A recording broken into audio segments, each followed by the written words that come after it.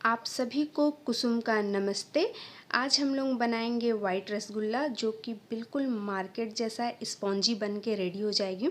तो इसके लिए आपको छोटी छोटी बातें जो मैंने बतलाई हैं इस पे उसे थोड़ा ध्यान से समझना पड़ेगा और आप बिल्कुल परफेक्ट मार्केट जैसा रसगुल्ला बना के रेडी कर सकते हैं।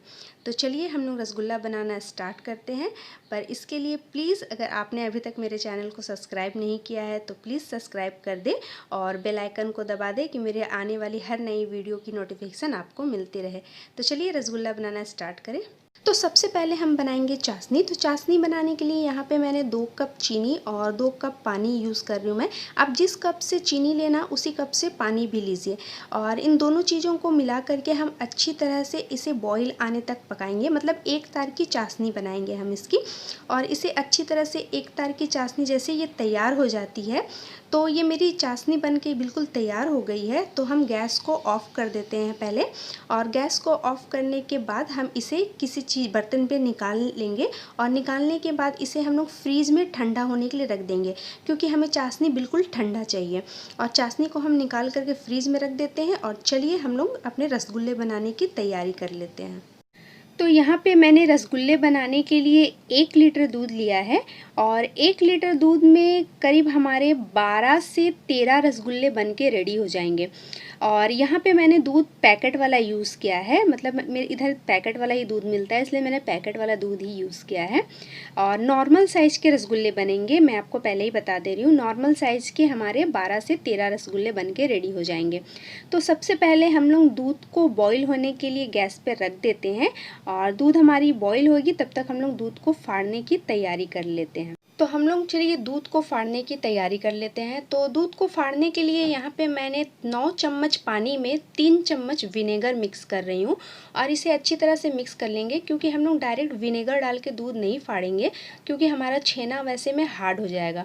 और अगर आपके पास विनेगर नहीं है तो आप विनेगर की जगह में नींबू का रस भी यूज़ कर सकते हैं।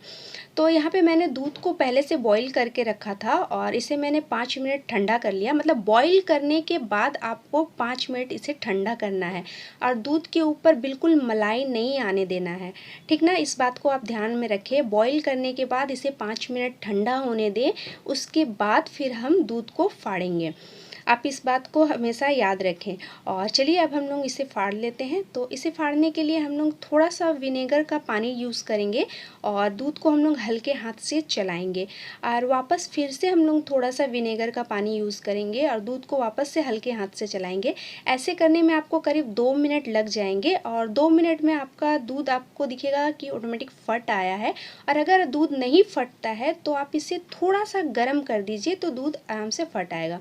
और यहाँ जो विनेगर का पानी बच गया है इसे हम साइड में रख देते हैं। और चलिए अब हम इसे छान लेते हैं। तो इसे छानने के लिए मैंने यहाँ पे एक कपड़ा लिया है और एक छन्नी के ऊपर मैंने कॉटन का कपड़ा रख दिया है और नीचे एक बर्तन रखा है और इस पे मैं इसे डाल दूँगी। हमें ना छेना को ज़्यादा देर तक गर्म में नहीं रखना है, क्योंकि उससे ना छेना हार्ड हो जाता है। इसलिए जैसे ही दूध फट जाता है ना, हमें फटाफट ये काम करना है। तो आई होप आपको समझ में आ गया होगा। और फिर उसके बाद हम लोग जैसे इसका सारा पानी निकाल लेंगे और पानी निकालने के बाद इसे हम लोग करीब 2 से 3 पानी से अच्छी तरह से धोएंगे। तो 2 से 3 पानी से इसे अच्छी तरह से धोइए। इस बात को भी आप ध्यान में रखें, क्योंकि इसमें जो खट्टापन होता है ना विनेगर का, वो और जो हम लोग कुकिंग करते हैं तो जो गर्म रहता है वो दोनों चीज़ हमें इससे निकालना है, फटाफट निकालना है, नहीं तो हमारा छेना हार्ड हो जाएगा। तो अगर इस बात को भी आप ध्यान में रख लें तो हमारा अच्छी तरह से मैंने इसे धो दिया है छेना को। और छेना से मैं एकदम अच्छी तरह से इसे निचोड़ करके इसका सारा पानी निकाल लूँगी। एकदम अच्छी तरह से आप इसे निचोड़ें। तो यहाँ मैंने इसे एकदम अच्छी तरह से निचोड़ के इसका सारा पानी निकाल लिया है और मैं इसे कहीं पे आधे घंटे के लिए टंग करके रख देती हूँ। और फिर चलिए हम लोग आगे बढ़ते हैं। तो यहाँ पे मैंने रसगुल्ला को बॉईल करने के लिए एक बड़ा सा बर्तन लिया हुआ है और बड़े से बर्तन में मैंने हाफ़ कप डाल रही हूँ मैं चीनी और हाफ़ कप चीनी में मैं करीब 6 से 7 कप डालूँगी पानी, क्योंकि हमें रसगुल्ला को एकदम अच्छी तरह से बॉईल करना है और उसमें पानी का कमी बिल्कुल नहीं होना चाहिए, इसलिए मैं 6 से 7 कप पानी डाल रही हूँ। तो यहाँ पे मैंने हाफ़ कप चीनी में 6 से 7 कप पानी डाल दिया है और इसमें एकदम अच्छी तरह से मैं उबाल आने तक वेट करूँगी। जब तक इसमें एकदम अच्छी तरह से उबाल नहीं आ जाता ना, तब तक हम लोग इस पर रसगुल्ला नहीं डालेंगे। तो जब तक इसमें उबाल आता है तब तक हम लोग अपने रसगुल्ले के बॉल्स बना लेते हैं। तो इसमें उबाल आने देते हैं और चलिए हम लोग रसगुल्ले के बॉल्स बनाना स्टार्ट करते हैं। तो यहाँ पे हमें छेना के बॉल्स बनाने के लिए सबसे पहले छेना चेक करना पड़ेगा कि हमारा छेना परफेक्ट बना है कि नहीं बना है। तो आप देख सकते हो छेना बिल्कुल परफेक्ट बन के रेडी हो गया है। आप छेना बनाने से में आप हमेशा ध्यान दें कि जब हम लोग पानी इसे सोखने के लिए रखते हैं ना, तो इसमें हल्का सा मॉइस्चर रहना चाहिए। मतलब पूरा ड्राई मत कर दीजिएगा छेना को, हल्का हल्का उसमें पानी का परत रहना चाहिए। तो इस छेना को हम लोग अपने हाथ के द्वारा से हल्का हल्का पहले मैश कर लेते हैं। एकदम हल्का हल्का पहले इसे पूरा अच्छी तरह से मैश कर लीजिए। तो यहाँ पे मैंने एकदम हल्के हल्के हाथ से इसे अच्छी तरह से मैश कर लिया है। और अब मैं इस पे डालूँगी करीब 1 चम्मच मैदा। मैदा इसलिए डालते हैं ना, क्योंकि मैदा से क्या होता है ना, हमारे रसगुल्ले फटेंगे नहीं और एकदम परफेक्ट बनेंगे। तो मैदा मैंने इस पे डाल दिया है और अब मैं इसे अपने हथेली की मदद से इसे मैश करूँगी। एकदम अच्छी तरह से मैश करना है, बिल्कुल क्रीमी टेक्सचर में लेकर के आना है। आपको मैं बता रही हूँ एकदम क्रीमी टेक्सचर में। तो हम इसे एकदम अच्छी तरह से मैश करते हैं जब तक कि सारा छेना हमारा एक साथ इकट्ठा ना हो जाए। तो आप देख सकते हो मेरा छेना पूरा एक साथ इकट्ठा हो गया है और फिर भी मैं थोड़ा थोड़ा छूट रहा है वो। तो हम इसे 1-2 बार और अच्छी तरह से मैश करेंगे तो ये इकट्ठा हो जाएगा। तो अब देखिए मेरी छेना पूरी एकदम अच्छी तरह से इकट्ठा हो गई है। अब मैं इसके छोटे छोटे बॉल्स बना लूँगी। तो आपको जितना बड़ा रसगुल्ला बनाना है आप उस हिसाब से बॉल्स के लिए गोले ले लें, क्योंकि ये रसगुल्ले क्या होता है ना, जैसे ही पानी में जाते हैं ना वापस वो बड़े बड़े हो जाते हैं। तो इसीलिए आप थोड़े छोटे साइज़ के रसगुल्ले बनाएं। तो यहाँ पे देखिए मैंने एकदम अच्छी तरह से परफेक्ट गोले बना लिए हैं, एक भी क्रैक नहीं है मेरे रसगुल्ले गोले में। तो आप भी इसी तरह से विदाउट क्रैक गोले बनाएं। अगर क्रैक रहेगा तो आपका रसगुल्ला सही नहीं बनेगा, आपको मैं पहले बता दे रही हूँ, पूरा फट जाएगा। तो अब देखिए मेरा रसगुल्ला में एक भी कहीं क्रैक नहीं है, बिल्कुल परफेक्ट बना है। तो चलिए हम इसे बॉईल करने के लिए चलते हैं। तो पानी में एकदम अच्छी तरह से उबाल आ गया है, आप देख सकते हो एकदम अच्छी तरह से उबाल आ गया है। अब हम लोग इसमें अपने रसगुल्ले के बॉल्स डाल देंगे। तो आप एक एक करके बॉल्स डालें, एक ही साथ सारा बॉल्स ना डालें, नहीं तो हमारा बॉल्स फट जाएगा या तो फिर उसमें जो उबाल आ रहा है ना तो उसकी वजह से वो हार्ड हो जाएगा। तो इसीलिए हम एक एक करके बॉल्स डालेंगे। और मैंने यहाँ पे देखिए सारे बॉल्स डाल दिए हैं और इसे मैं करीब 2 मिनट तक इसी तरह से पकने दूँगी। 2 मिनट मैं विदाउट ढक्कन लगाए इसे पकाऊँगी और बिल्कुल हाई फ्लेम में पकाना है हमें इसे, ठीक ना। इसकी फ्लेम को बिल्कुल कम मत कीजिएगा, एकदम हाई फ्लेम में पकाना है हमें इसे 2 मिनट तक।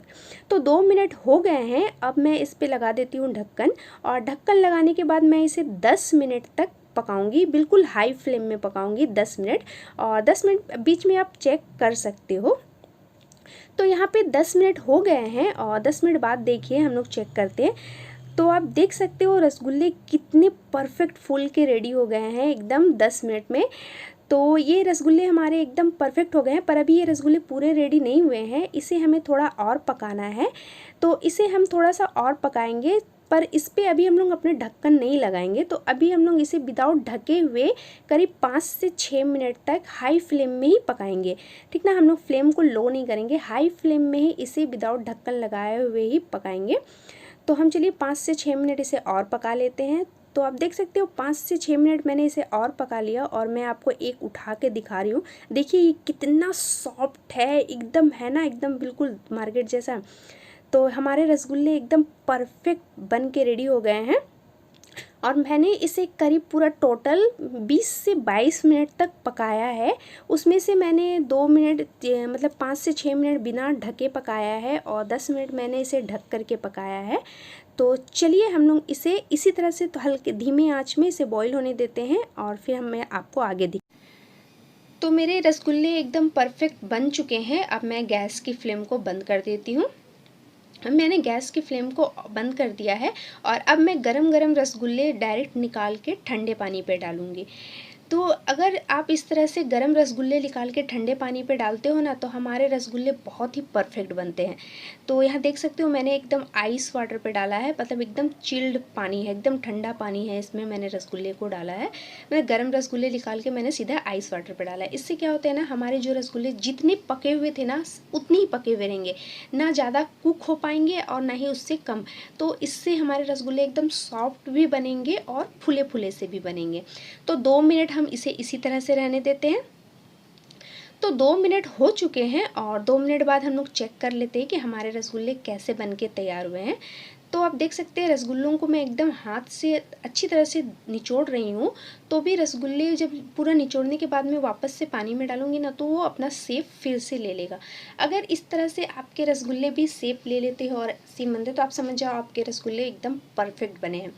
तो 2 मिनट में ये एकदम अच्छी तरह से जब ठंडी हो जाएगी रसगुल्ले, तब हम इसे ठंडी ठंडी चाशनी में, एकदम बिल्कुल ठंडी चाशनी में हम ठंडे रसगुल्ले निकाल करके डालेंगे। और उसकी जो सारी पानी है ना, वो पानी हम अच्छी तरह से निचोड़ करके फिर डालेंगे, क्योंकि ये पानी हमारा मीठा नहीं है, तो हमारी चाशनी को भी वो फीका कर देगा। और चाशनी तो हमारी एकदम अच्छी तरह से परफेक्ट मीठी है। तो आप इस तरह से जब निचोड़ करके जब चाशनी में डालोगे ना, तो एकदम परफेक्ट मीठापन आपको आपके रसगुल्ले में मिलेंगे। और रसगुल्ले अपने आप ही वो खिलाएंगे, आपको कुछ भी करने की ज़रूरत नहीं है। आप जैसे निचोड़ करके उसमें डालोगे, वो अपने आप ही अपना शेप ले लेंगे। तो हम लोग सारे रसगुल्ले इसी तरह से निचोड़ करके चाशनी में डाल देते हैं और उसके बाद फिर देखते हैं कि हमारे रसगुल्ले कैसे फूले हैं और किस तरह से बन के रेडी हुए हैं। आप एक बात इस यहाँ पे ध्यान दें कि जब भी आपके रसगुल्ले जैसे पक जाते हैं, फटाक से निकाल करके आप उसे तुरंत ठंडे पानी पे डालें। इस प्रोसेस से ना आपके रसगुल्ले एकदम परफेक्ट बनेंगे। अगर आप थोड़ा सा भी लेट करोगे ना, तो आपके रसगुल्ले कड़क हो जाएंगे, मतलब थोड़े से हार्ड हो जाएंगे। तो देखिए मैंने सारे रसगुल्ले निकाल लिए हैं और चलिए मैं एक आपको दिखा देती हूँ चेक करके। तो आप देख सकते हो मेरे रसगुल्ले में कितनी अच्छी तरह से एकदम चाशनी मतलब भरी हुई है रस, कि मैं सारी निचोड़ करके वापस से डाल रही हूँ तो भी वो अपना शेप ले ले रहे हैं। तो ये रसगुल्ले हमारे खाने के लिए रेडी हो गए हैं। अगर आपको ये रसगुल्ले की रेसिपी पसंद आई हो तो प्लीज़ मेरे चैनल को लाइक करें, सब्सक्राइब करें और शेयर करें और बेल आइकन को ज़रूर से ज़रूर दबाएं। मेरी हर वीडियो की नोटिफिकेशन आपको मिलती रहे। और आप इस रसगुल्ले को करीब 10 से 15 दिन तक फ्रीज़ में रख के आराम से खा सकते हैं। एकदम टेस्टी, जो अभी आपको टेस्ट लगेगा वही टेस्ट आपको बाद में भी लगेगा। और इसे आप करीब 1 घंटा तक इसी तरह से रहने दें। और जब भी आप इसे खाएं तो इसे प्लीज़ नॉर्मल करके खाएं, बिल्कुल ठंडा ना खाएं।